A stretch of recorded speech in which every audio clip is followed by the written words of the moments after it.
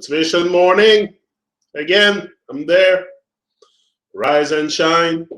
Rise and shine. Today we're going to talk about time manipulation. Time manipulation because this is, what is of direct concern is how time is perceived, controlled, exploited, manipulated, institutionalized, and internalized. If we do not understand time, we become its victim. If we do not understand time, we become its victim. From my experience, from my personal experience, time is not something I was. I was always stressed by time. Time stresses us a lot. It's there to stress us, to put. Because to me, time doesn't really exist. Time doesn't really exist. It's man-made. It's man-made for sure. The only thing I can really relate in time, or I can say that if we have to have some kind of timetable, would be the moon, the sun, and that's it, the moon and the sun, especially the sun, the day and night. But again, is there a day and night? Is there really a duality? That's the other thing. Is there really male, female? Or anyway, the duality, I think, is not what they portray as it is. But yeah, time doesn't really exist. Time is something that, for me, the only thing that there is the here and now. And that's what I've came to realize. And once you get out of the slave state of watches and clocks and stuff like that, and you really align yourself with more natural vibration, which is the sunset and the sunrise and the sunset and the stuff like that, the stuff that are that you can see in nature and experiment. A clock is not really an experiment to me. A clock is a programming device, same as a calendar. The calendar, you look at the society, look at their calendar, and it's going to tell you what kind of society it is. There's a lot of, many societies have different calendar, different ways to relate to time. I'm not saying that we should be like mummies and not realize anything. At one point, we have consciousness, so we would have come no matter what to establish some kind of timetable. I think this is clear in my headspace that for sure there's got to be not that it's absolutely necessary to keep a record of everything, because now what they keep us in is they keep us locked in sync with wartime. This is the calendar we have with the Gregorian calendar. Is we're all pretty much we're all pretty much slave to their program, because why do we have to? There's so many dates. The reason why it's a program is that because every year we repeat the same thing in that calendar. Year after year after year, nothing changes. The same celebration. Now it's the pagan Christmas holiday coming, which pretty much not too much people know what Christmas is all about. It's not about gifts it's not only about gifts under the trees and stuff. There's a big story to, first of all, to Santa Claus. What's the story with Santa Claus? Some say yes, it's a lot related to the magic mushroom and stuff. But yeah, I've talked about that in another talk. Yeah, so the Gregorian calendar keep us really in sync with wartime, and this is one thing. Also, the time manipulation, when we talk about time manipulation and how we internalize the time, this is one of the things. How do you internalize the calendar and the programming device that you have in front of you all the time? Like, how do you relate to it in a way that, in an organic way, or in a way that you're a slave to it? Like, there's ways. I think you can get out of the slave time mentality that we're in. Many of us are everything they do in everyday life is guided by the time. It's very important when someone give you an appointment, you check your watch, you go, you do stuff like that. So yeah, those enslaving device that we have to keep us locked in time also, like everywhere you go, there's watches, there's clocks on the wall. We look, I have the time on my computer now, so it's very, very important for them to keep us locked in time, to keep us like everything to detach us from nature. Like, shouldn't it be more normal to have the stores opening at sunrise and closing at sunset and all the other stuff like that? Like, shouldn't it be more a natural way of rhythm of life to go by the sunrise and the sunset? Like, we wouldn't need punch card or stuff like that. Like, there wouldn't be so much stress. But there's a lot of the stress, of the pressure on the mind of the people come from that time thing, that time manipulation, and the way you internalize the time is very, very crucial for you. How do you internalize the time? Are you a slave of the time, or you can manage your time? Also, do you use it like time? If you like, time is can be very vast, the subject of time. How do you use your time also, you know? But I think it's inevitable, yeah, that we would have found a way to build some kind of a time device to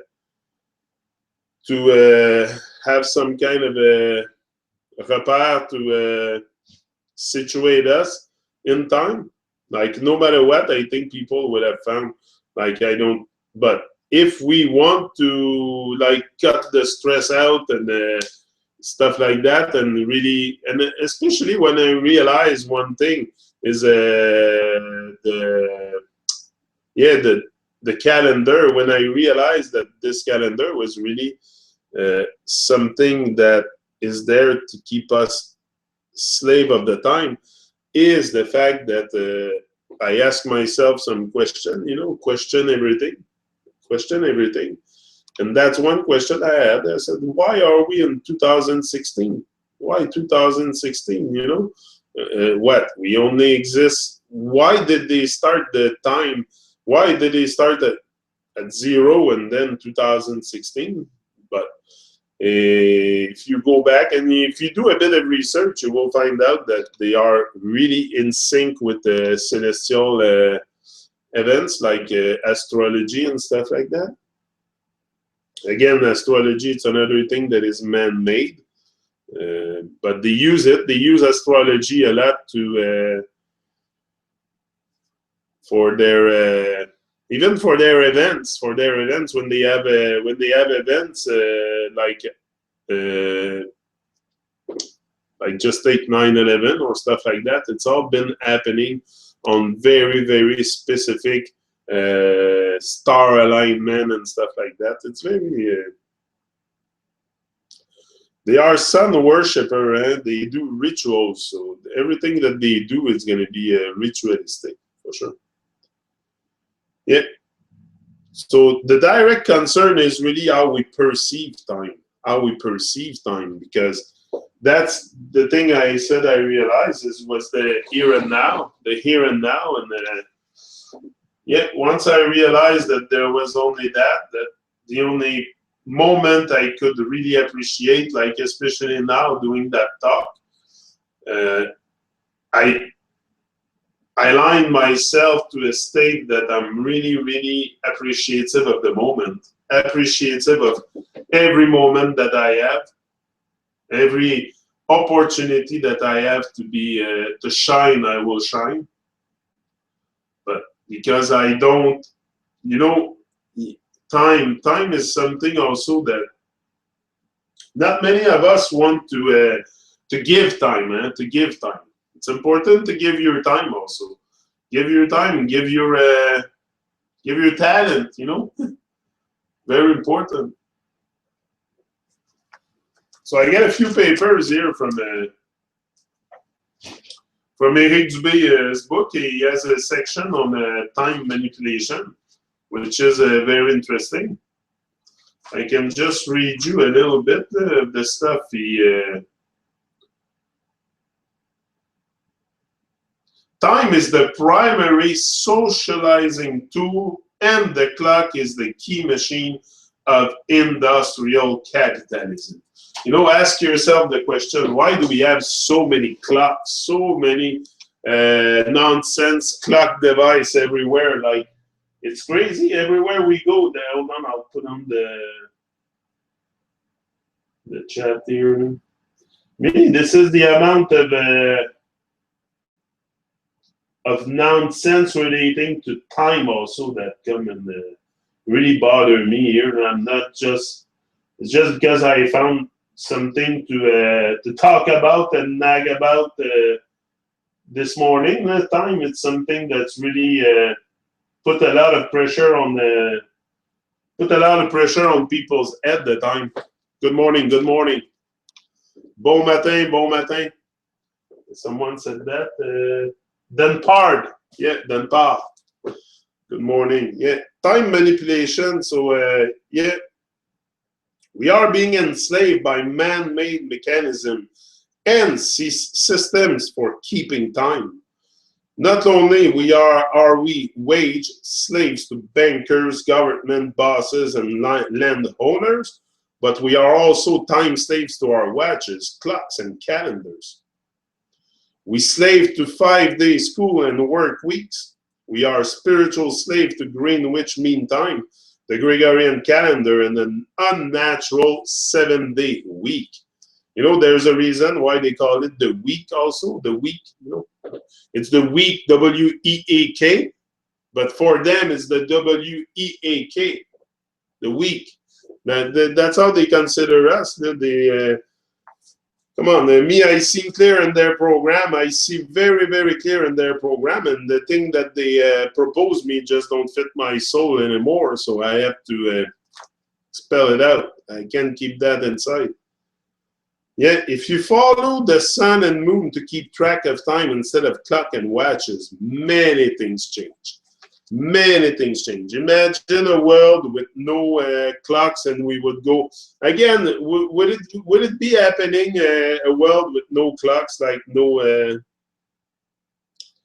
I think man was made to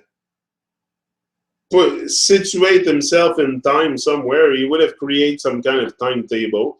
I don't think we would have been going through. Time without any device whatsoever to I have a very big problem imagining that. So, but I think we can go back to a more natural way of keeping time. And you know, just the natural way of keeping time would put people so much more in touch with who they are, with who we are, and what we yeah, for sure. Because if you wake up every morning with the sunset and go to bed at the sunrise, or you open and close the store at that time, or stuff like that, people also, there's people that are, you know, these watches and clock keep us so much out of touch with reality that there's rarely people that will see any sunrise or sunset in their life, because they live in the city and all they have to keep track of time or where they are or in the present moment is their watch or their clock or their alarm on the bed. Or, you know, it's very, very unnatural way of living. If you live like that, it's very, first of all, it's very, very bad for you, not very healthy. You know, detach it, learn to detach a bit from time, and not value your time. Yeah, you have to value your time. It's very, very, very important to value your time, because if you don't value your time, you're gonna waste it. Yeah, many things change. The calendars, yeah, for sure. Also, there's another thing about time is, you know, when indoctrinated into meaningless calendar like the Gregorian and Julian wristwatches, 9 to 5 work days and 5 5-day work weeks, people most certainly do follow predetermined, mathematically calculable patterns and tendencies. They know that. They know that. That's how they analyze us at that. Is with the come on. They know everybody is pretty much boom. The church is the keeper of time each and every day. The church on my street. And oh yeah, that's true. I forgot that one. The church is the keeper of time. That's true because I went out the other day. I was taking a walk, and the first thing I hear, I think it was 12 o'clock. Dang, dang, dang. The bells start to ring. You know, just to keep. And that's a sign right there that it's a very, very evil thing. If the Babylonian people are so attached to time, and that's it. In the churches, the ritual satanic places that we have all around here in Quebec, that's what they do. They keep us in sync with time. So you know right there is very evil. Very evil stuff. Very evil stuff. All that to take us, to take away our true nature from us. You know, very, very important to detach us from nature. Most possible. With any kind of device that they can find, any kind of means that they can find to detach us from really who we are and realizing also who we are. Because this is part of the programming. Time manipulation is a big, big part in the programming of the masses. Everything is a, come on, look at the year we're in, 2016. That's what I said. It so doesn't make sense. But if you look at the astrological signs and stuff like that, you will realize that it's the age of Pisces that started in 0, and now we're in 2016, and then I think it's 2150. We're gonna switch to the age of Aquarius. So what? They're gonna start a new calendar. They're gonna start back again at the year 0 in a few years. When we get to Aquarius, what's going to happen? It's another thing I'm curious to see what they're going to do when they get to the age of Aquarius. Are they going to just shut down that calendar and say, oh, now it's time for a change? It's time. Like, what's going to happen? Because also, you know, in 2150, I don't think I'll be here. I don't think I'll be here. So, you know, things will have changed, and maybe it will change then. Maybe I think the change that is coming is inevitable, and it's going to be on many different as many different things are going to change, and especially the timekeeping table that we have are going to change for sure. Yes, that's it. Three-quarter of people are working inside. This is what I said. Wisdom. People get very detached by time also because we're always inside. Very few people work outside and have to enjoy the sun or see the. You know, we're so distracted and working so much, always working to make that money, to pay the bills, the stuff that we even forget to, like I said yesterday in the video that I posted, I never asked myself what was the sun. Like, I've never asked question really on the things that surround me. It's pretty freaking crazy. It's pretty freaking crazy. When you think about it, I've never questioned anything. Like, I was accepting what they were saying. But me, I'm humble enough to admit it. Humble enough to admit it. I'm not here to pretend that I was awake from day one here on this earth. No, it's a very big work I had to do, and you know, you have to remain humble and be able to admit it is a very positive thing forward, for sure. Yeah, so time, many people work inside buildings and stuff, so they don't get to experience the real timetable that we have, which is the sunrise, sunset, and stuff. So, yeah, get out the bit of the programming, of the indoctrination, you know. In hierarchical time culture, status is often delineated in terms of how valuable a person's time is. The time poor are made to wait, while the temporarily privileged are waited upon. Jim Wars. No, Jimmy Rifkin. A quote from me. Another thing, an ancient symbol that we have is the yank. And my daughter, I think it's my daughter that was asking me the other day about the yank. She said, Daddy, what does it mean that... oh, no, she was asking me about the anchor. The anchor, because there was an anchor on one of the containers or something. So it's an ancient secret society symbol often found on clocks and watches is the anchor. Okay? The anchor, the boat anchor. The shape of a typical ship's anchor is actually two Egyptian hieroglyphs. The top part of the anchor is shaped like a cross with a circle at the top. Is the Egyptian ankh. Hence the name anchor. Anchor. The bottom is shaped like the Egyptian boats of the dead, which carried souls during the afterlife. Two words are often written under the anchor symbol on clocks as well. King time. Likely signifying the royal brotherhood manipulation of time. Sure. This is something, anyway, it's very... The word calendar comes from the Roman Latin calens,